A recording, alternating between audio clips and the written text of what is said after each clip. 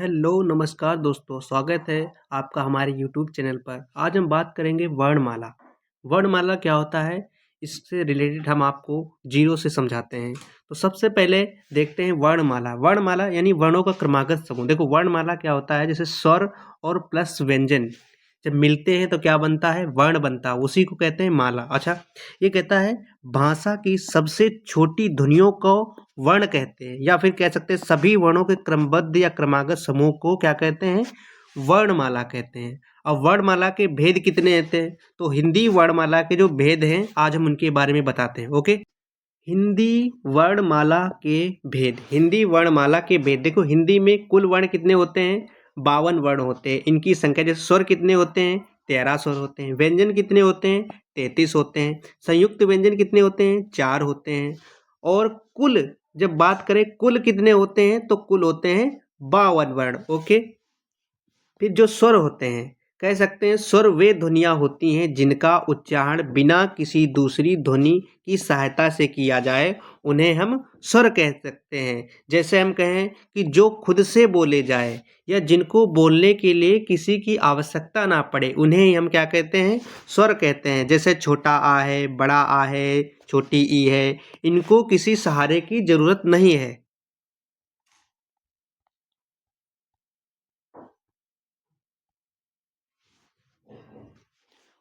स्वर की संख्या, स्वर की संख्या कितनी होती है, 13 होती है। अभी हमने बताया था स्वर कितने होते हैं, 13 होते हैं। जैसे छोटा आ है, बड़ा आ है, छोटी ई है, बड़ी ई है, छोटो ऊ है, बड़ो ऊ है, री है, ए है, है, ओ है, औ है, अंग है, आ। जो अंग और आ है ये क्या है, ये आपके अयोग वा है। ओके,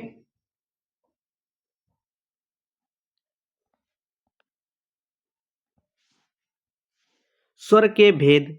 स्वर के भेद, स्वर को कितने भागे में बांटा गया है, तो स्वर को 3 भागों में बांटा गया है। पहला है ह्रस्व स्वर, दूसरा है दीर्घ स्वर, तीसरा है अयोगवाह स्वर। हिंदी वर्णमाला के भेद। हिंदी वर्णमाला के भेद, देखो हिंदी में कुल वर्ण कितने होते हैं, 52 वर्ण होते हैं। इनकी संख्या, जैसे स्वर कितने होते हैं, 13 स्वर होते हैं। व्यंजन कितने होते हैं, 33 होते हैं। संयुक्त व्यंजन कितने होते हैं, 4 होते हैं।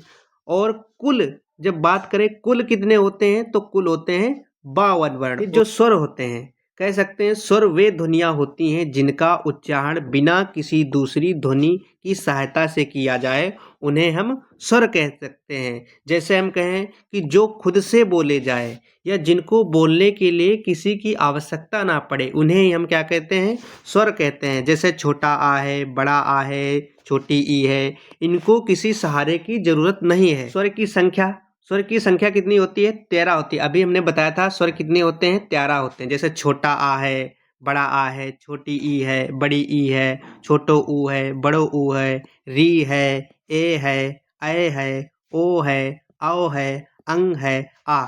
जो अंग और आ है ये क्या है, ये आपके अयोगवा है। स्वर के भेद। स्वर को कितने भागों में बांटा गया है, तो स्वर को 3 भागों में बांटा गया है। पहला ह्रस्व स्वर, दूसरा दीर्घ स्वर, तीसरा अयोगवाह स्वर। तो बात करेंगे हम ह्रस्व स्वर क्या होता है, कह सकते हैं जिन स्वरों के उच्चारण में कम समय लगता है, उन्हें हम क्या कहते हैं, ह्रस्व स्वर कहते हैं। जैसे छोटा आ है, छोटी ई है, छोटो ऊ है, री है, ये क्या है हमारे, ये है ह्रस्व स्वर। अब इनके हम एग्जाम्पल समझते हैं। एग्जाम्पल देखो, जो छोटा आ है ये कहाँ, अनार में। ओके, इमली है, यहाँ पे छोटी इमली का उल्लेख है। यहाँ पे उल्लू है, छोटो ऊ, ये भी ह्रस्व स्वर है। ऋषि, ये भी ह्रस्व स्वर है।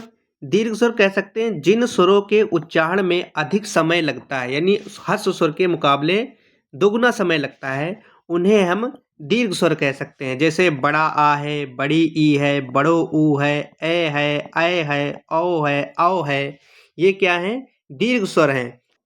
ये है दीर्घ स्वर के उदाहरण। जैसे बड़ा आ है, छोटी ई है, बड़ो ऊ है, है, है, ओ है, औ है। जैसे आम है, यहाँ पे बड़ा आ का उल्लेख है, ये दीर्घ स्वर है। बड़ी ई दीर्घ स्वर है, बड़ो ऊ दीर्घ स्वर है, ये भी दीर्घ स्वर है, ये भी है, औ ये भी है। तो यहाँ पे कहाँ दीर्घ स्वर का उल्लेख हुआ है। अयोगवाह स्वर।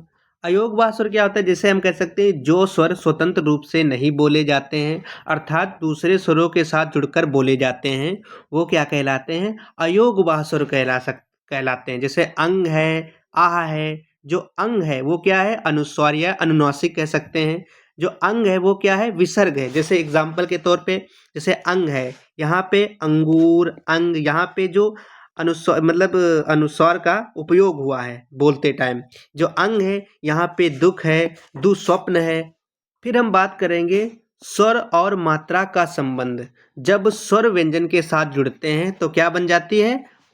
जैसे देखो जो छोटा आ है यहाँ पे कहाँ पे? कमल, कमल का यूज है। बड़ा आ है यहाँ पे माला।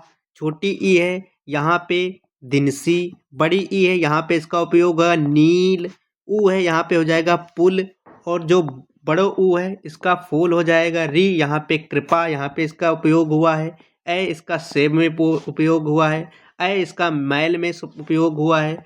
ओ इसका मोर में उपयोग हुआ है। आओ इसका नौका में उपयोग हुआ है। तो ये हैं इसकी मात्राएं।